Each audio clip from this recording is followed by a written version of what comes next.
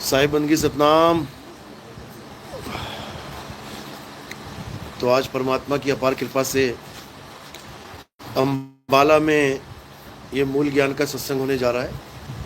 बहुत भाग होते हैं उन जीवों के जो अपने पूरे जीवन काल में एक बार भी इस मूल ज्ञान को सुन पाते हैं, और उससे भी बड़े भाग होते हैं उन जीवों के जो इस मूल ज्ञान को थोड़ा सा भी समझ पाते हैं। क्योंकि सुनना आसान है, आए बैठे घंटा 2 घंटा सुन के चले गए, लेकिन इसको समझना बहुत मुश्किल है। समझना इसलिए मुश्किल है क्योंकि जन्मों जन्मों से जो ज्ञान हमारे दिमागों में डाल दिया गया है, जो हमारे अंदर ये सारा जितना भी है, जितना भी ज्ञान हमें समझाया जा चुका है, ये सब मूल ज्ञान के आने पर फीका पड़ जाता है। मूल ज्ञान के आने पर इस पूरे ज्ञान का जो आज तक आपने सीखा है, समझा है, इसकी कोई ज़रूरत ही नहीं रह जाती। इसलिए मूल ज्ञान को सुनने के बाद भी जीव ये निर्णय नहीं कर पाता कि इस ज्ञान को अपनाए कि ना अपनाए। पहली बात तो समझ में ही नहीं आएगा। अगर आ भी जाए तो लोक लाज के कारण, या दुनिया क्या कहेगी, घर वाले क्या कहेंगे, पड़ोसी क्या बोलेंगे, पहले एक बाबा के शरण में था, 20 साल 30 साल उस बाबा की शरण में रहा, अब नया बाबा पकड़ लिया। इसी कशमकश में, इसी दुविधा में ये अनमोल जीवन बीत जाएगा। जीव के समझ ही नहीं आएगा कि आखिर करे तो करे क्या। वो निष्पक्ष कभी रह ही नहीं पाएगा। लेकिन परमात्मा की कृपा हो जाए तो हर प्रकार के ज्ञान सुन के, हर प्रकार का ज्ञान, कोई बंधन नहीं है, इसका नहीं सुनना, उसका नहीं सुनना, सबका सुनो। इस दुनिया में जितना भी ज्ञान है सारा ज्ञान सुन लो, समझ लो, और जो सही लगे उसके साथ जुड़ जाओ। जरूरी नहीं कि हमारे साथ ही जुड़ो, जहां तुम्हें लगता है कि ये ज्ञान सही है जुड़ जाओ, लेकिन परख के बाद। परखना जरूर है। क्यों? क्योंकि अगर नहीं परखा तो ऐसा ना हो कि कहीं गलत रास्ता चुन लो, और गलत रास्ता चुन लिया तो एक गलत रास्ता 84 लाख की तरफ चला जाता है। तो हमने क्या करना है? हमने अब उस ज्ञान को समझना है, उस ज्ञान को जानना है जिसको मूल ज्ञान कहते हैं, जिसको सत्य ज्ञान कहते हैं। इसको मूल ज्ञान क्यों कहते हैं ये भी समझ लो। मूल का मतलब होता है जड़। ऊपर आप देखेंगे शाखाएं अलग अलग है, पत्ते फूल अलग अलग हैं, फल अलग अलग हैं, डालियां अलग अलग हैं, नाना प्रकार के पंथ, नाना प्रकार के संप्रदाय, नाना प्रकार के धर्म, ये सब ऊपर का मामला है। लेकिन जब आप नीचे उतरोगे तो आपको जड़ केवल एक मिलेगी। यानी हम सबका मूल क्या है? एक परम पिता परमात्मा। अब उसको तुम चाहे अल्लाह कह दो, चाहे गॉड कह दो, चाहे वाहिगुरु कह दो, चाहे उसको यहोवा कह दो, वो तुम्हारी मर्जी है, लेकिन उसको जानना जरूरी है। अगर जान लिया उसके बाद कोई भी नाम से उसको याद कर लो।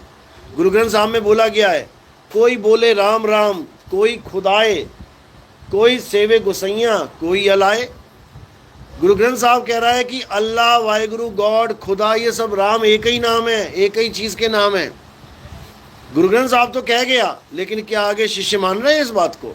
अगर मान रहे हैं तो दिखाओ कि किसी गुरुद्वारे पे लिखा हो अल्लाह अकबर, किसी गुरुद्वारे पे लिखा हो यहोवा, या किसी मंदिर पे लिखा हो अल्लाह अकबर, या किसी मस्जिद पे लिखा हो सत श्री अकाल। यानी कहने को सब मान जाएंगे। मुसलमान को भी कहोगे ना कि अल्लाह और वाहिगुरु एक है ना, भगवान एक है ना, वो भी कह देगा कहने को, हाँ एक है, एक है, लेकिन केवल कहेगा, मानेगा नहीं। मानेगा क्यों नहीं? क्योंकि वो नाम उसके ग्रंथ में नहीं लिखा हुआ है। परमात्मा मुसलमानों के ग्रंथ में नहीं लिखा हुआ है, वरना वो मस्जिद पे परमात्मा भी लिखवा दें, लेकिन कुरान में नहीं लिखा है तो वो परमात्मा नहीं लिखते, जबकि उनको पता है परमात्मा क्या है। वो जानते हैं कि हिंदू परमात्मा किसे कहते हैं, यानी सर्वोच्च ताकत, सबसे बड़ी शक्ति, जो कुल कायनात की माँ और बाप है, उसको परमात्मा कहते हैं, गॉड फादर जिसे कहते हैं। लेकिन जानते सब हैं, लेकिन कोई नाम लिखवाने को तैयार नहीं है। क्यों? क्योंकि ये नाम हमारे बनाए हुए हैं, अपनी अपनी भाषा के नाम, अपने अपने ग्रंथों में छपे नाम, ये सबको प्यारे हैं। लेकिन अगर एक नाम बाहर से कोई आ जाए तो कहो बवाल मच जाए। तो इसीलिए कबीर साहब ने हर प्रकार के नाम को, जितने भी नाम जाप है, जितने भी पूजा पाठ है, जितने भी हवन यज्ञ हैं, इस सबको पवित्र ज्ञान बोला है। कि ये पवित्र ज्ञान है। और जो नाम से परे, जो इन पूजा पाठ से परे, इन शब्दों से अक्षरों से परे जो ज्ञान है, उसे मूल ज्ञान बोला है। मूल ज्ञान एक है, अक्षर ज्ञान अनेक हैं। अनेक नाना प्रकार के धर्मों में एक ही भगवान के कई नाम चलते हैं, कई नाम, यहाँ तक कि अल्लाह के भी 99 नाम रखे गए हैं कुरान में। अब पूछो, अल्लाह तो एक ही है, उसका नाम भी एक होता, लेकिन एक ही कुरान में 99 नाम रख दिए अल्लाह के। ये कैसे? ये अक्षरों की वजह से। अक्षर थे तो बनाते चले गए, बनाते चले गए। और ऐसा नहीं है कि केवल 99 नाम है, ये तो कुरान में है। तुम चाहो तो अल्लाह के कितने ही नाम बना दो, उसके गुण को देख के, वो दयालु है, वो कृपालु है, वो ऐसा है, वो वैसा, जितने मर्जी बना लो। निर्वैर भी आपको मिल जाएगा, कोई ना कोई निर्वैर सिंह, गुण के आधार पे नाम रखें। ऐसे ही परमात्मा के, अल्लाह के, वाहिगुरु के नाम गुणों के आधार पे रखे जाते हैं। अल्लाह को कादिर भी बोल, कादिर, करीम भी बोल देते हैं। अल्लाह के बहुत सारे नाम हैं। रब बोल देते हैं, रब्बुल आलमीन बोल देते हैं, बहुत से नाम हैं, जितने मर्जी लेते जाओ। किसकी वजह से? अक्षरों की वजह से। इसी प्रकार सिखों में भी कई नाम हैं। निरंकार, सत श्री अकाल, निरपहो, निर्वैर, अकाल मूरत, कितने ही नाम बना लो। किसकी वजह से? अक्षरों की वजह से। तो ये सारे ज्ञान अक्षरों की वजह से चल रहा है। और जो कबीर साहब का ज्ञान है वो नी अक्षर ज्ञान है। नी अक्षर, वो अक्षरों में नहीं आता, अक्षरों से परे का ज्ञान है। इसी को कबीर साहब ने समझाया है कि अक्षर पार नी अक्षर भरपूर है, कहें कबीर सत्य कर मानिए। यानी तुम्हें अगर गुरु कह रहा है कि राम राम करने वाले राम राम छोड़ दो, अल्लाह अल्लाह करने वाले अल्लाह अल्लाह छोड़ दो, वाहिगुरु वाहिगुरु जपने वाले वाहिगुरु वाहिगुरु छोड़ दो, गॉड गॉड यहोवा करने वाले गॉड गॉड यहोवा छोड़ दो, इसका मतलब ये नहीं कि तुम्हें वो अधार्मिक बना रहा है, नास्तिक बना रहा है। इसका मतलब ये है कि वो तुम्हें अक्षरों से पार ले जाना चाहता है। तुम अक्षरों में उलझ चुके हो, 52 के जाल में उलझ चुके हो, वो तुम्हें 52 से परे ले जाना चाहता है। इसीलिए साहिब ने समझाया, अक्षर पार नी अक्षर भरपूर है। एक बार अक्षरों के पार जाओ तो सही।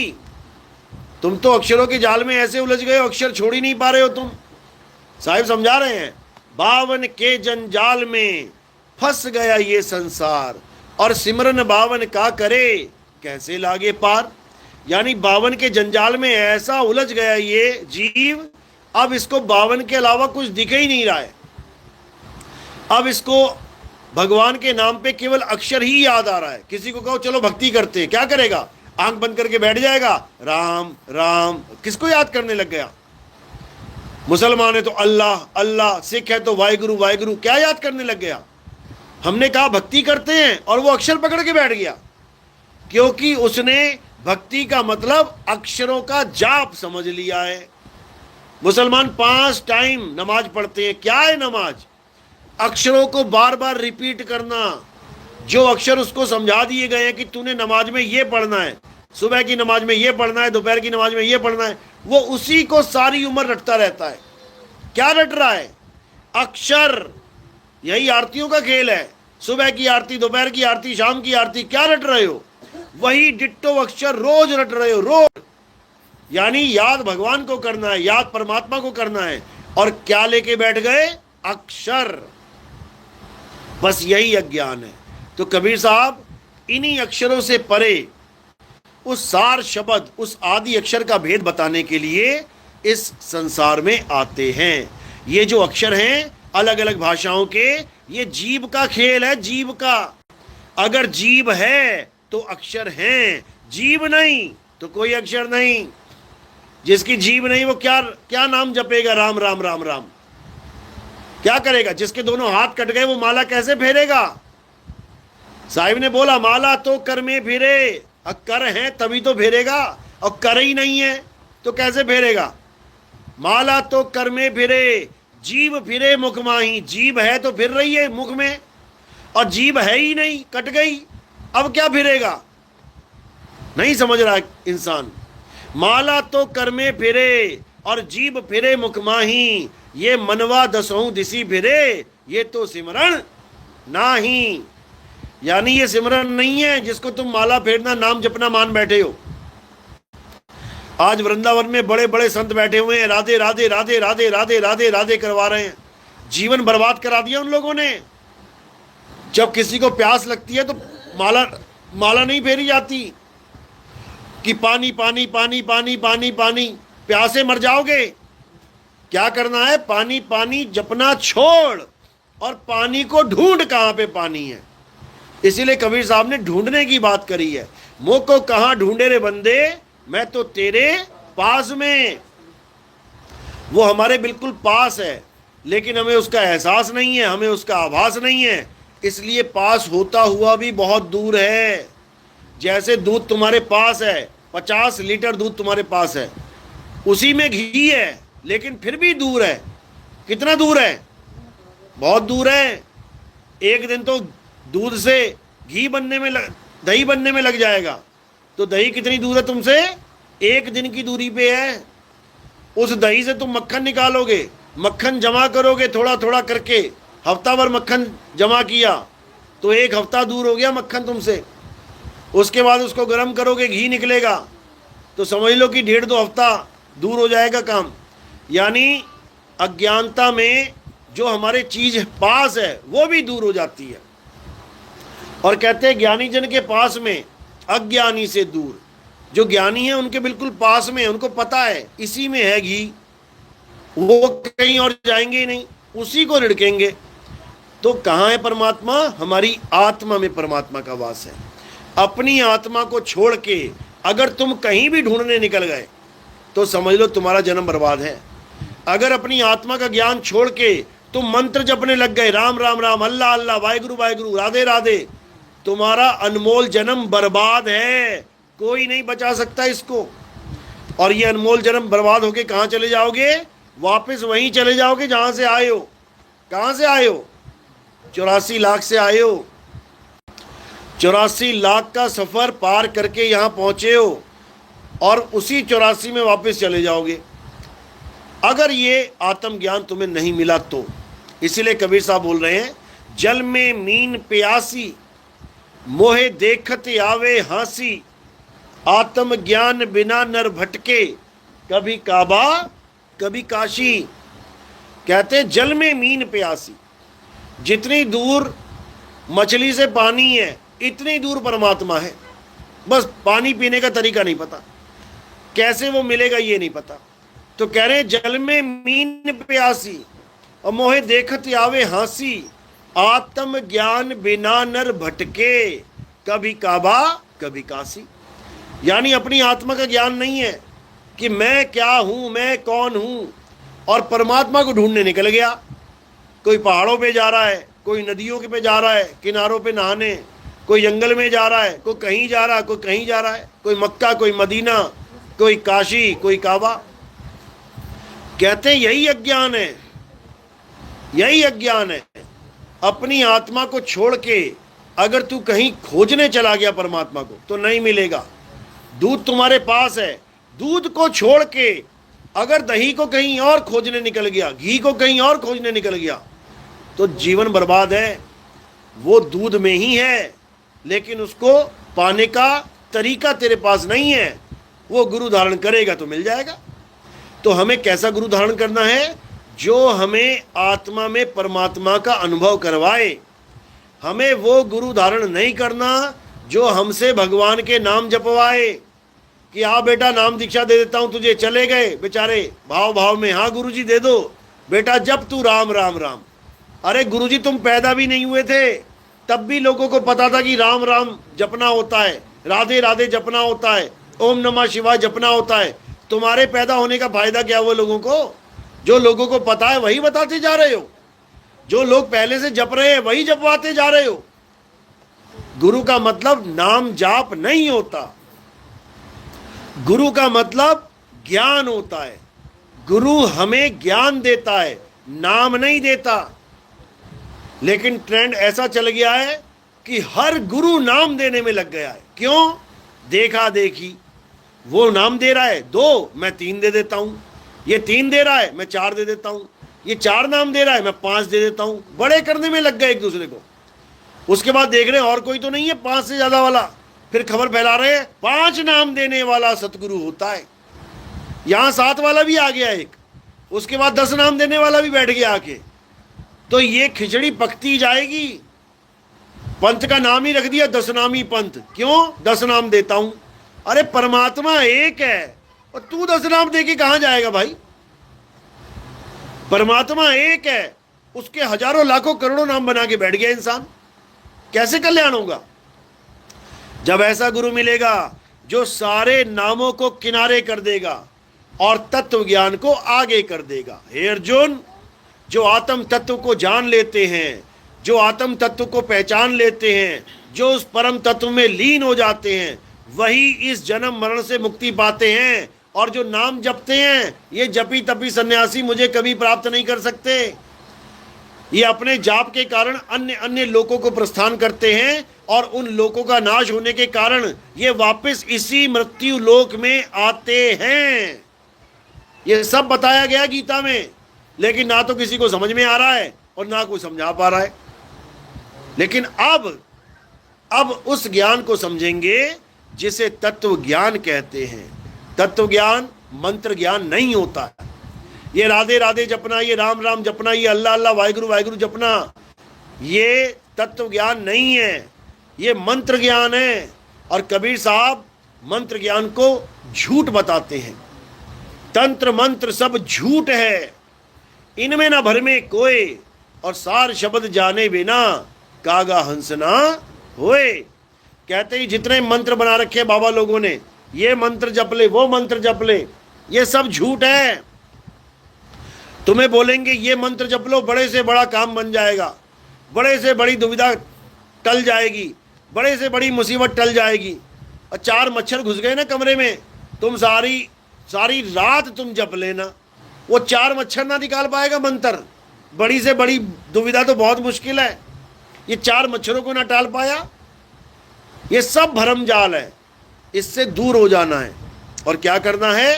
हे अर्जुन, जो अपनी आत्मा में रमण करते हैं, जो अपनी आत्मा में तृप्त हैं, जो अपनी आत्मा में संतुष्ट हैं, उनके लिए कोई धार्मिक कर्म कर्तव्य लागू ही नहीं होता। यानी उन्हें किसी मंदिर जाने की जरूरत नहीं, उन्हें किसी शिवलिंग पे जल चढ़ाने की जरूरत नहीं, उन्हें कोई शिवलिंग पे दूध चढ़ाने की जरूरत नहीं, गंगा नदी में दूध फेंकने की जरूरत नहीं, उनको कोई पूजा पाठ करने की जरूरत नहीं, उनको किसी कृष्ण जी राधा जी की मूर्तियां संवारने की जरूरत नहीं, उनको किसी मस्जिद जाने की जरूरत नहीं, उनको किसी गुरुद्वारे चर्च जाने की जरूरत नहीं। क्या करना है? अध्याय 3 17वां श्लोक। हे अर्जुन, अपनी आत्मा में रमण करना है, अपनी आत्मा में तृप्त हो जाना है। तृप्त यानी संतुष्ट हो जाना है, यानी मुझे अब और कुछ नहीं चाहिए। जिसने ये अपने दिमाग में डाल दिया कि मुझे अब और कुछ नहीं चाहिए, वो इस दुनिया का सबसे बड़ा शहंशाह है। कहते चाह मिटी चिंता गई और मनवा बेपरवाह, जिसे कुछ नहीं चाहिए वही शहंशाह, और जिसे कुछ चाहिए वो भिखारी है, भीख मांग रहा है। तो कबीर साहब भी यही समझा रहे हैं, कह रहे हैं कि बिल्कुल किसी भगवान से, किसी गॉड अल्लाह वाहिगुरु से कुछ नहीं मांगना। जो तुम्हारी किस्मत में है वो तुम्हें मिलेगा ही मिलेगा। क्यों मिलेगा? कारण क्या है? ये प्रकृति का नियम है कि तुम्हें मिलेगा ही मिलेगा। ऐसा हो नहीं सकता कि तुम्हें ना मिले। ये जो तुम्हें काया भी मिली है ना, ये प्रारब्ध की वजह से मिली है। तुम सोच रहे हो बाकी काले हैं, मैं इतना गोरा हूं, क्यों गोरा हूं? तुम सोच रहे हो बाकी सब नाटे नाटे हैं, मैं लंबा हूं, क्यों लंबा हूं? तुम सोच रहे हो बाकी तो गरीब है, मैं अमीर हूं, क्यों अमीर हूं? जिस दिन ये समझ में आ गया ना, उस दिन तुम्हें पता लग जाएगा एक दिन मैं भी गरीब होऊंगा, एक दिन मैं भी काला होऊंगा, एक दिन मैं भी नाटा होऊंगा, एक दिन मुझे भी पोलियो हो जाएगा, एक दिन मैं भी अंधा होऊंगा। क्यों? क्योंकि ये सारे फल कर्मों के हैं। तुम्हारे अच्छे कर्म हैं तो अच्छे फल मिल रहे हैं, और जैसे ही कर्म खराब आने शुरू हो जाएंगे तो उसका फल खराब होना शुरू हो जाएगा। इसमें तुम्हारी कोई बड़ाई या तुम्हारी कोई छोटाई है ही नहीं। ना तो तुम निंदा के काबिल हो, ना ही तुम तारीफ के काबिल हो। तुम्हारे कर्मों की वजह से तुम्हें ये सारा सिस्टम मिला हुआ है।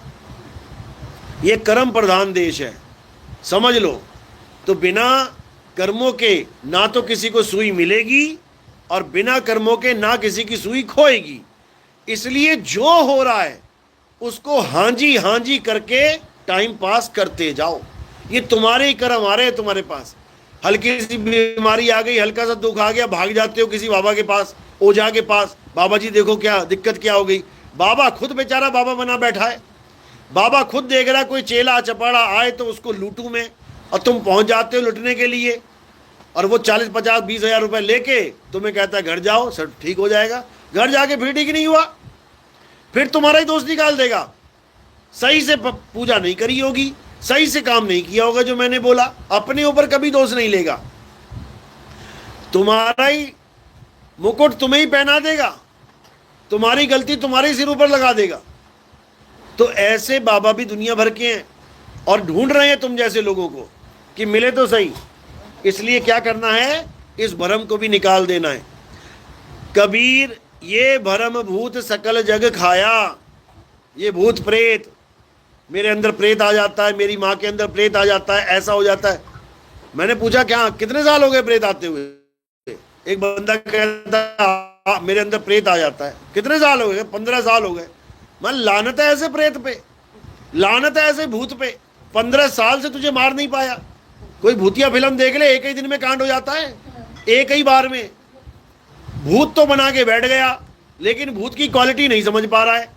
15 साल से तेरे अंदर भूत नहीं आ गया, तेरे दिमाग में भूत घुसा हुआ है। 15 साल से तेरे दिमाग में ये सोच आ गई है कि मेरे अंदर भूत है। यही बीमारी है। इसकी बीमारी का इलाज कैसे होगा? साइकेट्रिक डॉक्टर के पास जाके। ये कोई किसी बाबा के बस की बात नहीं है, ये भूत प्रेत और ये सारा सिस्टम बनाना। ये तो भूत प्रेतों के नाम पे रोटी कमा रहे हैं। जैसे पंडित जी मूर्ति के नाम पे रोटी कमा रहे हैं। पंडित जी क्या काम है पंडित जी का?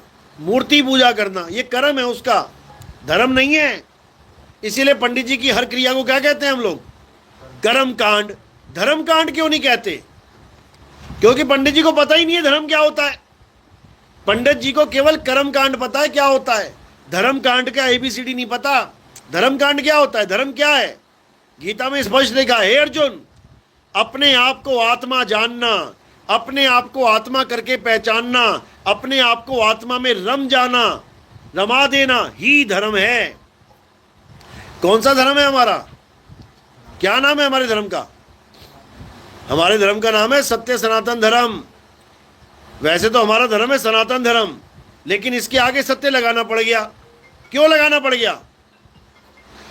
सनातन धर्म और सत्य सनातन धर्म, ये नाम में फर्क क्यों है? क्यों लगाना पड़ गया? जैसे हम जाएं कहीं दुकान पे और मेडिकल स्टोर वाले को कहें भैया असली वाली दवाई देना। अगर हमें कहना पड़ रहा है कि असली दवाई देना, इसका मतलब मार्केट में नकली दवाई भी चल रही है।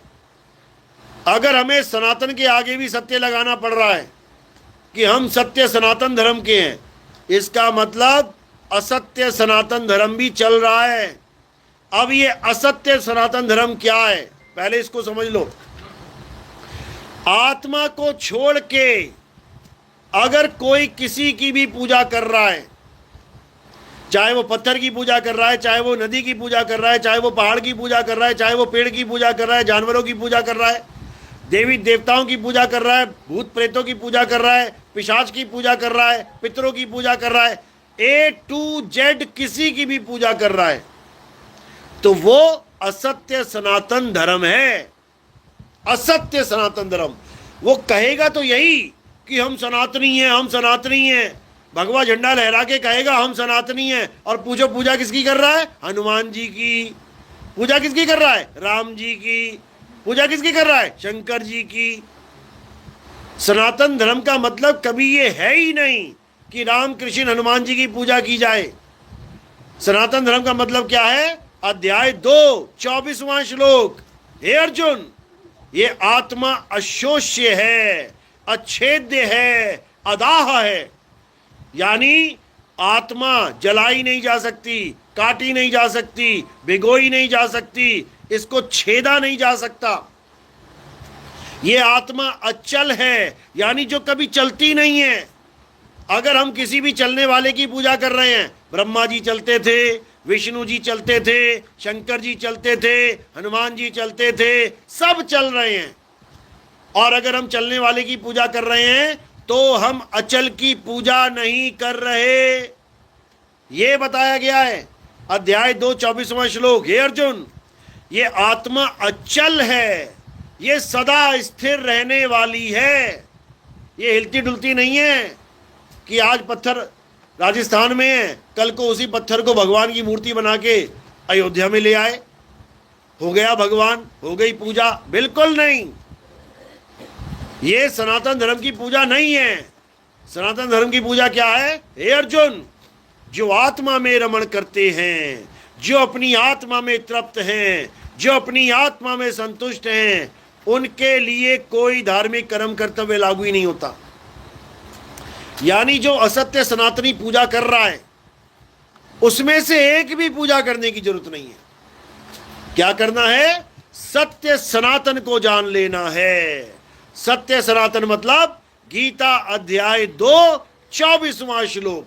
जिस दिन तुम्हारे ये ज्ञान समझ में आ गया, जिस दिन गीता का ये ज्ञान तुम्हारी समझ में आ गया, तुम पक्के सत्य सनातनी हो जाओगे, पक्के वाले, कच्चे नहीं रहोगे। यानी उसके बाद तुम्हें कोई आत्मा के नाम पे भरमा नहीं सकेगा कि पत्थर को पूज ले तो आत्मा का ज्ञान हो जाएगा, मंत्र जप ले तो आत्मा का ज्ञान हो जाएगा, दूध चढ़ा दे शिवलिंग पे तो आत्मा का ज्ञान हो जाएगा, मंदिर मस्जिद गुरुद्वारे पूज ले आत्मा का ज्ञान हो जाएगा। बिल्कुल नहीं, क्योंकि आत्मा किसी मंदिर मस्जिद की गुलाम नहीं है। मंदिर मस्जिद तो अब बनाए तुमने, इंसान जन्म हो गया उसके बाद बने हैं। और आत्मा, हे अर्जुन, आत्मा अजन्मा है। ये दुनिया भी नहीं बनी थी, कुछ भी नहीं था, तब भी आत्मा थी। और ये दुनिया नाश हो जाएगी, तब भी आत्मा रहेगी। इस आत्मा को जानना ही सत्य सनातन धर्म है। तो अगर आत्मा का ज्ञानी गुरु मिल गया तो समझ लो काम बन गया।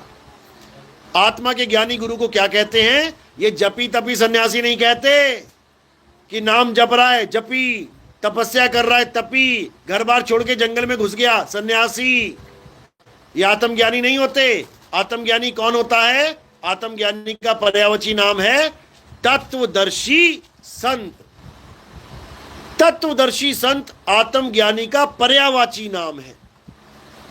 यानी जो तत्व को जानता है, जो तत्व का ज्ञान रखता है, जो तत्व का दर्शन करवा सकता है, उसे तत्वदर्शी संत कहते हैं। कितने प्रकार के तत्व हैं? 2 प्रकार के, एक असत्य और एक सत्य। असत्य क्या है? जो बनता और बिगड़ जाता है, जो पल पल बदलता है, जो सदा एक सा नहीं रहता, उसे असत्य कहते हैं। यानी ये काया माया, ये संसार, ये पेड़ पौधे, मंदिर मस्जिद, ये मूर्ति, सब जो कुछ भी तुम्हें इन आंखों से दिखाई दे रहा है, ये सब असत्य तत्व है। असत्य, इसकी पूजा करने वाला असत्य भक्ति कर रहा है, इसकी पूजा करने वाला झूठ की भक्ति कर रहा है, इसकी पूजा करने वाला अपना जन्म बर्बाद कर रहा है। दूसरे प्रकार का तत्व क्या है? आत्मा, जिसे कहते हैं सत्य तत्व। इस आत्मा का ज्ञान लेने वाला, उसे सत्संगी कहते हैं। यानी सत्य का संग करने वाला, क्योंकि आत्मा ही सत्य है। हे अर्जुन, ये आत्म तत्व ही सत्य है, इसी का संग करना है हमने। और जब हम इसका संग करेंगे तो हम क्या हो जाएंगे? सत्संगी। तो ये आत्म तत्व जो है, इसी को नी तत्व भी कहते हैं। नी तत्व क्यों कहते हैं? क्योंकि 5 तत्वों को असत्य तत्व कहते हैं। कौन कौन से हैं? आकाश, वायु, अग्नि, धरती, जल। ये 5 तत्व हैं, बनते बिगड़ते हैं, ये सदा एक से नहीं रहते, ये हिलते डुलते रहते हैं, चलते रहते हैं, बढ़ते रहते हैं, कम होते रहते हैं, इसलिए असत्य है। और जो आत्मा है, वो इन तत्वों में नहीं आती, इसलिए उसको नि तत्व कह देते हैं, यानी ऐसा तत्व नहीं जैसे ये 5 तत्व हैं। वो नि तत्व है, यानी तत्वों से परे है। उस आत्मा का स्वरूप क्या है, ये केवल एक आत्मज्ञानी गुरु ही बता सकता है। ये कोई ग्रंथ पढ़ा हुआ गुरु नहीं बता सकता। पोथियां पढ़ पढ़ के, श्लोक रट रट के, गुरबाणी रट रट के, ये दोहे रट रट के कोई कहे कि मैं आत्मज्ञानी बन जाऊंगा, सारा जीवन बीत जाएगा उसका। आत्मज्ञानी कब बन सकते हैं, जब परमात्मा की कृपा से हमें तत्व ज्ञान हो जाए, यानी हमारी सुरता इन 5 तत्वों से हटके छठे तत्व का बोध कर ले, तो हम आत्मज्ञानी हो जाते हैं। इसी को कबीर साहब ने बीजक में बोला है, कह रहे जैया जन्म मुक्ता हता तहिया हता न कोय, और छठी तुम्हारी है जगह तू कहां चला भिगोए। यानी इस संसार बनने से पहले, 5 तत्व बनने से पहले हम छठी अवस्था में थे, छठे तत्व में लीन थे, आत्म तत्व में लीन थे, लेकिन हम उसको भिगोए यानी भुला के, उससे बिछोड़ा करके हम इन 5 तत्वों में आके उलझ गए। अब ऐसा उलझे कि सुलझा नहीं जा रहा है। ये 5 तत्व छूटने का नाम नहीं ले रहा है। क्यों? कारण क्या है? क्योंकि हमने ये मान लिया है कि ये शरीर जिंदा तो हम जिंदा, और शरीर मर गया तो मैं मर गया। बस यही अज्ञान है। इसी भ्रम को तोड़ देना है। अरे शरीर जब नहीं था तब भी मैं था, और शरीर नहीं रहेगा तब भी मैं रहूंगा। ये मकान किसने बनाया है? जिसने बनाया है ना, वो मकान बनने से पहले था, उसी ने तो बनाया मकान। और वो मकान तोड़ भी दे तब भी वो रहेगा। मकान बनता बिगड़ता रहेगा, लेकिन बनाने वाला अजर अमर अविनाशी है। समझ लो इस बात को। अगर ये नहीं समझ में आया तो पूरा जीवन बर्बाद हो जाएगा।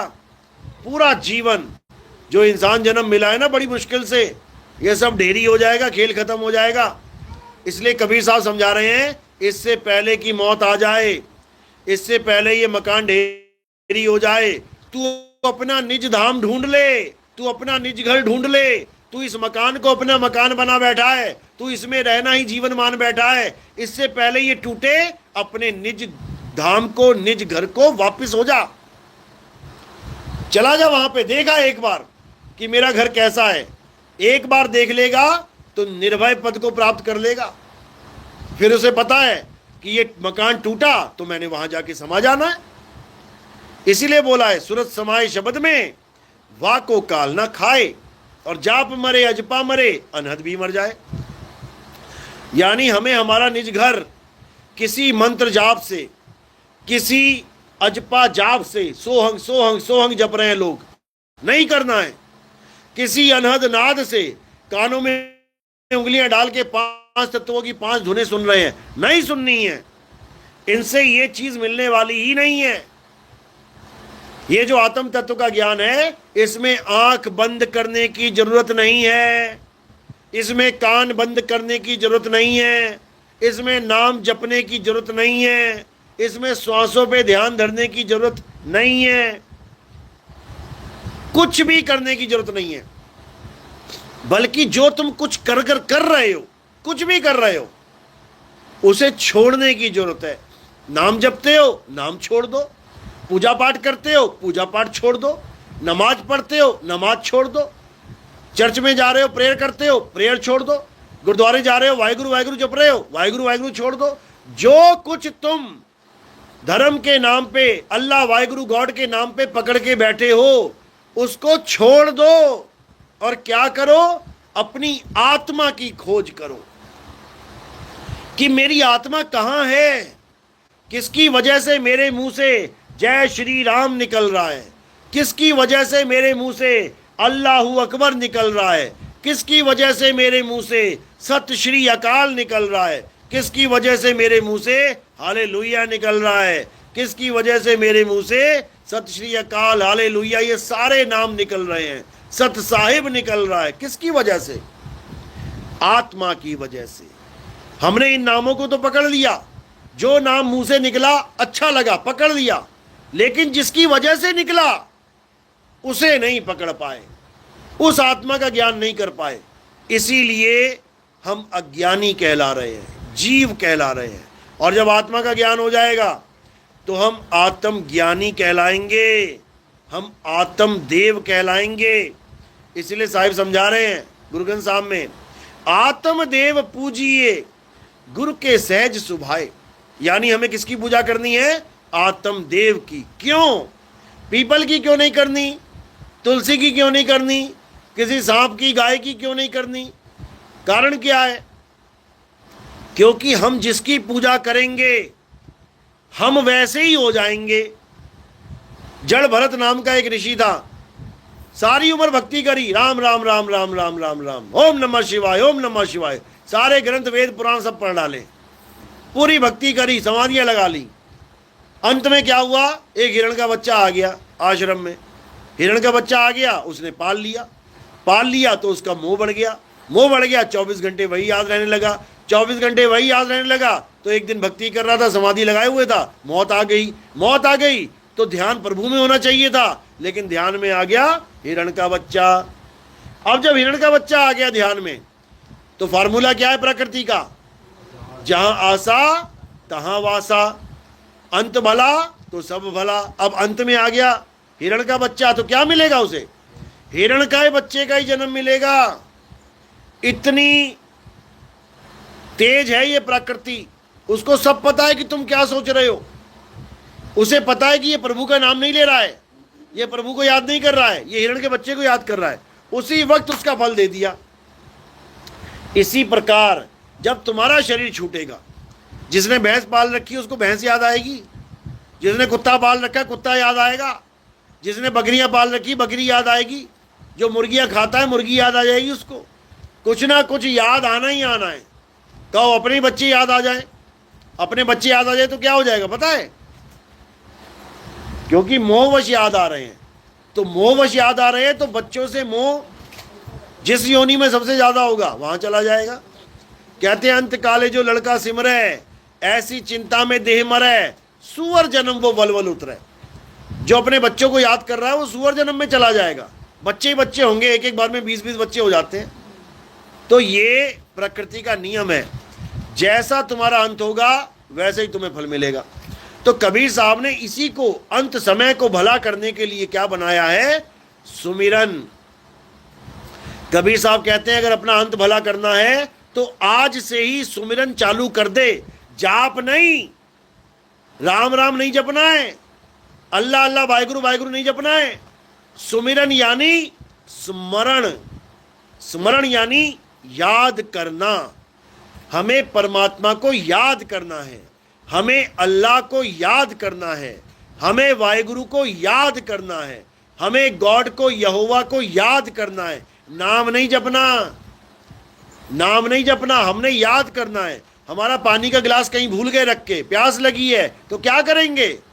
नाम जपेंगे या उस गिलास को याद करेंगे कहाँ रखा था, कहाँ रखा था? पानी की बोतल कहाँ रखी थी? पानी की बोतल ढूंढेंगे हम, फ्रिज में नहीं मिली, अरे वहां पड़ी होगी, वहां नहीं मिली, अरे वहां पड़ी होगी। हम उस तत्व को याद कर रहे हैं, नाम नहीं जप रहे कि आंखें बंद करके बैठ गए नाम जपने लग गए। ये काम बिल्कुल नहीं करना है। तो इसलिए कबीर साहब ने सिमरन पे जोर दिया है। नाम सिमर पछताएगा, मन राम सिमर पछताएगा। पापी जियरा लोभ करत है, अंत काल पछताएगा। राम सिमर पछताएगा, मन राम सिमर। राम जप नहीं, राम सिमर। कौन सा राम? आत्म राम। आत्म राम को याद कर। जब 24 घंटे आत्म राम को याद करेगा तो कभी भी मौत आ जाए, कभी भी मौत आ जाए, किसको याद कर रहे हैं? आत्म राम को। जब आत्म राम को याद कर रहे हैं तो प्रकृति क्या फॉर्मूला लगाएगी? जहां आशा तहां वासा। तो जब हम आत्मा को याद कर रहे हैं तो हम चाहे 100 भैंसे पाल लें, हम चाहे 100 कुत्ते पाल लें, हम चाहे 100 बकरियां पाल लें, हमारा ध्यान कभी उनमें नहीं फंसेगा, कभी नहीं। क्योंकि हमारा निशाना अटल है, हमारा निशाना अचल है। तो जब कबीर साहब की शरण में आ जाते हैं तो हमें अटल ज्ञान, अचल ज्ञान मिल जाता है। इसी को गरीबदास जी ने समझाया है। कह रहे सतगुरु के लक्षण कहूं अचल विहंगम चाल। विहंगम यानी हमारी सूरत को डायरेक्ट लगाना है। किसमें? उस आत्म राम में। जब डायरेक्ट लगाएंगे तो ये विहंगम चाल कहलाती है। विहंगम चाल में कोई बीच में स्टॉपेज नहीं आता कि एक रूहानी मंडल आ गया, दूसरा मंडल आ गया, तीसरा मंडल आ गया। ये सब अज्ञान है, छोड़ दो इसको। 5 नाम, 5 मंडल, 5 ये, 5 वो, 5 धुने, सब छोड़ दो। अब एक नाम को जानो। तेरा एक नाम तारे संसार, मैं एहा आस एहा आधार, नानक नीच कहे विचार, और धानक रूप रहा करतार। यानी बस एक नाम को जान लेना है। उसी को सतनाम कहते हैं, उसी को सारनाम कहते हैं, उसी को सार शब्द कहते हैं, उसी को सत शब्द कहते हैं, उसी को अनाम कहते हैं, उसी को निज नाम कहते हैं, उसी को अबोल नाम कहते हैं, उसी को अके नाम कहते हैं। सारे नाम उसी के हैं, सारे नाम उसी के हैं, लेकिन उसका एक भी नाम नहीं है। उसका अपना एक भी नाम नहीं है, लेकिन सारे नाम उसी के हैं। इंसानों ने रख दिए हैं अक्षरों की वजह से। अक्षर ना होते तो नाम रख के दिखाता। पानी का नाम पानी भी रख दिया, जल भी रख दिया, वाटर भी रख दिया, नीर भी रख दिया, तोय भी रख दिया। किसकी वजह से? अक्षरों की वजह से।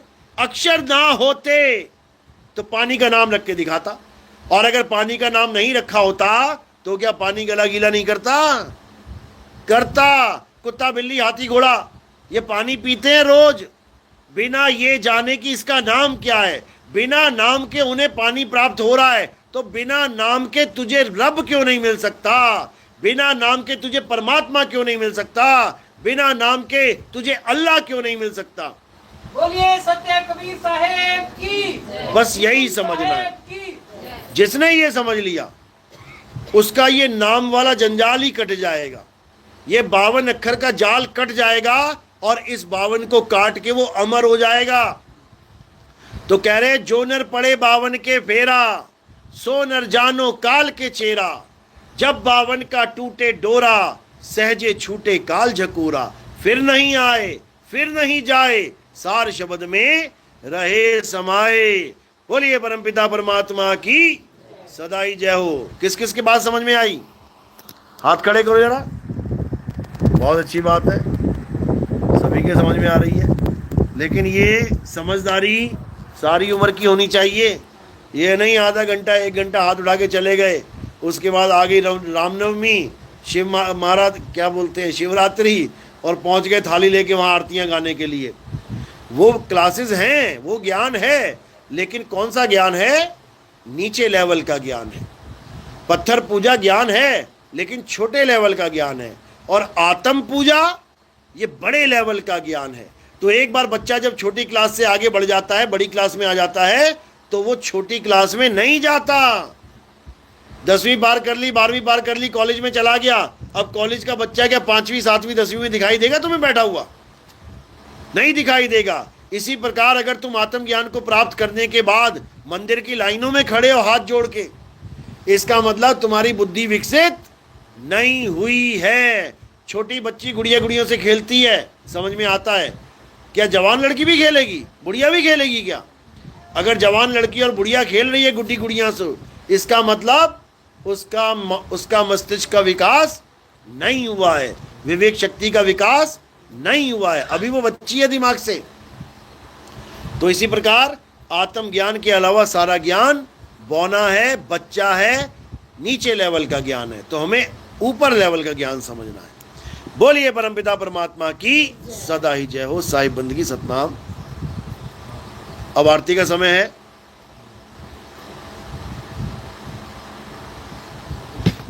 आरती कैसे करते हैं समझ लो। हमारे यहाँ आरती किसी पत्थर की, फोटो की, कैलेंडर की नहीं होती। हमारे यहाँ आरती होती है आत्मा की, आत्मदेव की आरती होती है। हमारे यहाँ गुरु को शरीर नहीं माना जाता, हमारे यहाँ गुरु को आत्मा माना जाता है। हमारे यहाँ संतों को आत्मा माना जाता है।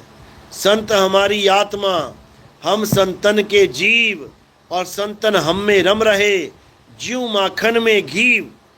तो हमारे यहाँ क्या करते हैं, थोड़े से फूल उठाने आपने, और मेरे सिर के ऊपर रख देने हैं। सिर के ऊपर क्यों रखे हैं? क्योंकि काया, शरीर कहाँ से कहाँ तक है? पैर के अंगूठे से लेके सिर की चोटी तक। तो हमने शरीर की आरती नहीं करनी है। शरीर क्या है? पंच भौतिक तत्व हैं। हमारा गुरु पंच भौतिक तत्व नहीं है। हमारा गुरु कौन है?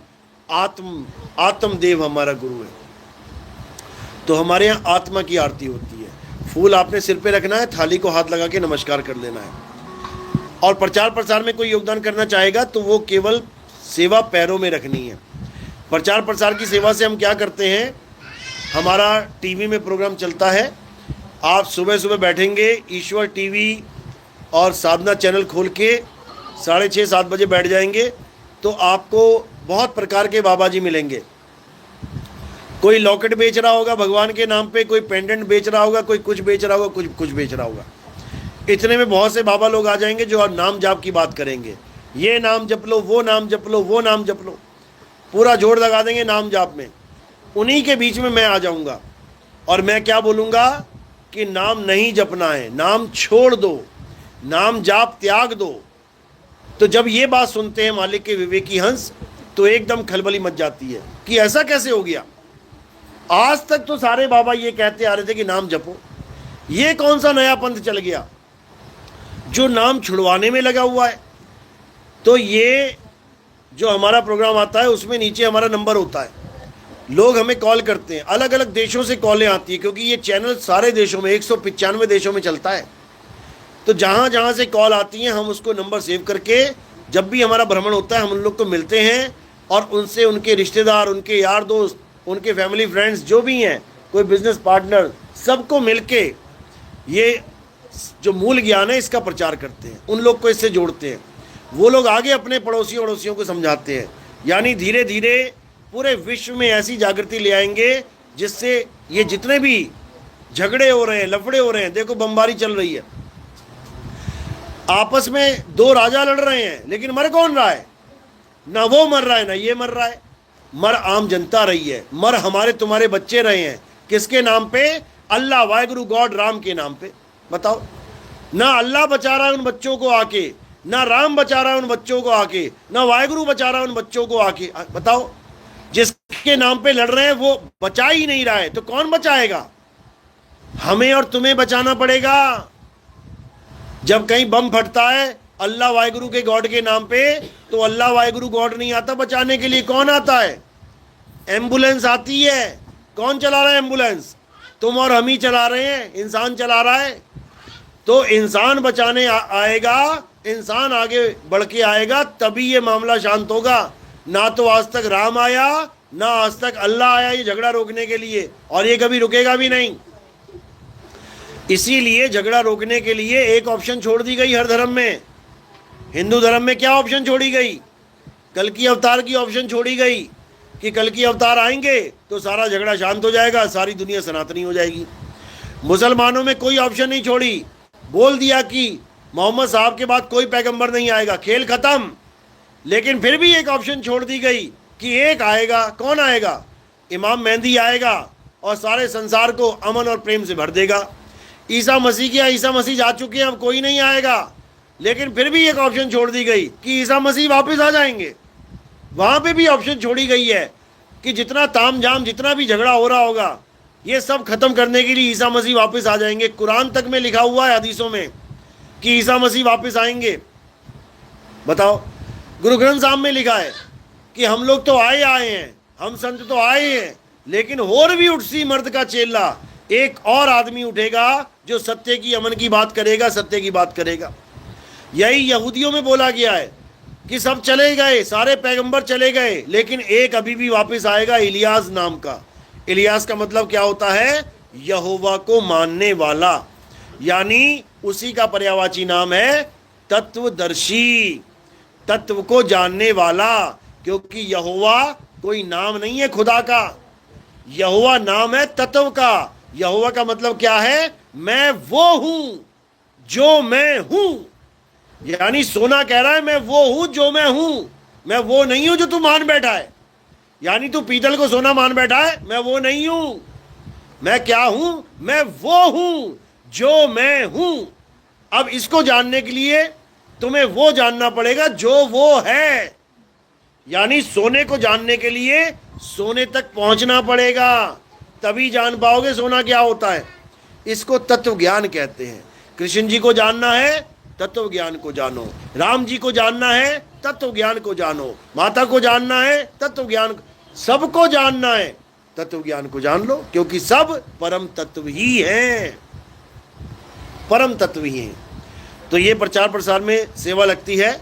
और हम गीता छापते हैं, गीता में संतों का सार भी छापते हैं। बड़ी बड़ी यात्राएं निकलती हैं, खाटू श्याम जी की यात्रा, माँ वैष्णो देवी की यात्रा, कोई बाबा रामदेव की यात्रा, कोई हरिद्वार कांवड़ यात्रा, बहुत सी यात्राएं चलती हैं।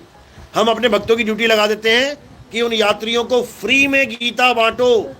छोटी सी पॉकेट साइज की गीता है हमारी, जिसका हमने मूल्य केवल 10 रुपये रखा है, क्योंकि फ्री की चीज़ की कदर नहीं होती, फ्री की चीज़ की कदर नहीं होती। लेकिन जो भगत हैं, जो भक्ति कर रहे हैं, जो भगवान को सच में ढूंढने जा रहे हैं, वो बिल्कुल सही टारगेट है हमारे।